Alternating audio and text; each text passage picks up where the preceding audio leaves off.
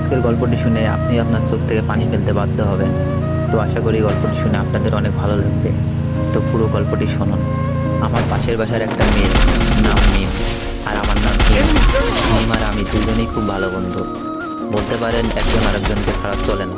হঠাৎ করে একদিন আমি মিমকে মজা করতে করতে বললাম, মিম, আই লাভ ইউ।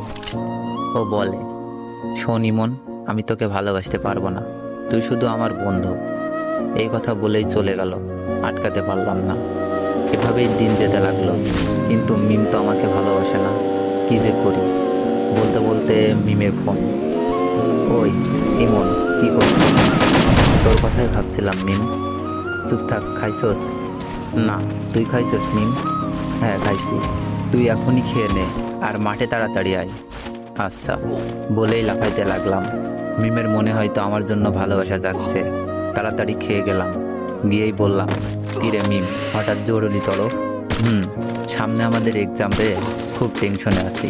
কোনো চিন্তা করিস না, ফেল করলে তোরে তো আমি বিয়া করবো, তারপর 2টা ক্রিকেট খেলার টিম বানাবো, তোর এক দল আমার এক দল।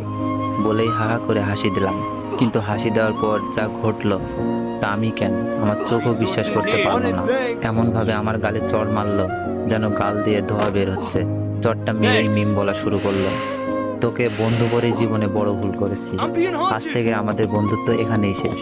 বলেই চলে গেল, আর আমার চোখ দিয়ে বৃষ্টির মতো পানি পড়ছে। কিছুই বুঝতে পারলাম না, খুব খারাপ লাগছে। শেষমেশ বন্ধুত্বটাও শেষ। কেমন জানি স্বপ্ন স্বপ্ন লাগছে, তাও কিছুই করার নেই। অশ্রু ভরা চোখ আর বুক ভরা কষ্ট নিয়ে বাসায় আসলাম। এসে শুয়ে পড়লাম, বালিশটাও ভিজে গেছে। পুরনো স্মৃতিগুলো মনে পড়ছে। প্রতিদিন ওকে ফোন দিয়ে ঘুম পাড়ানো, ঘুম থেকে জাগাতাম। দিনে কমপক্ষে 100 বার ফোন আর মেসেজ তো আছেই। সব স্মৃতিগুলো মনে পড়ছে। আমাদের বন্ধুত্ব শেষ হলেও আমি ঠিক আগের মতোই ফোন দিতাম, মেসেজ দিতাম।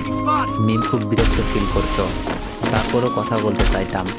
হঠাৎ একদিন দেখলাম মিম পার্কে বসে এক ছেলের সাথে হেসে হেসে কথা বলছে, যেন কলিজাটা ছিঁড়ে যাচ্ছে। তাই বাসায় এসে পড়লাম, বুকটা ব্যথা করছে। তাই ভাবলাম মিমকে একটা ফোন দিই। অনেকবার কল হওয়ার পর রিসিভ করলো। মিম, বুকে ব্যথা করতেছে। মিম বলল, ব্যথা করা ভালো, এখন আমাকে ডিস্টার্ব করবি না, পরশু আমার এক্সাম। আমি বললাম, আচ্ছা, নাপা খেলে ব্যথা যাবে? হ্যাঁ যাবে, এখন আর ফোন দিস না প্লিজ, কিছুই পড়া হয়নি। আমি বললাম, কয়টা খাবো? তোর যতটা খেতে মন চাই খা, প্লিজ ইমন, আর না। আমি এবার বললাম, লাস্ট একবার, ভালোবাসিস? মিম এবার বলল, ইমন, এইসব কথার কোনো মানেই হয় না, আমরা জাস্ট ফ্রেন্ড। তোর অনুরোধে কিন্তু দ্বিতীয়বার ফ্রেন্ড হয়েছি, তাই যা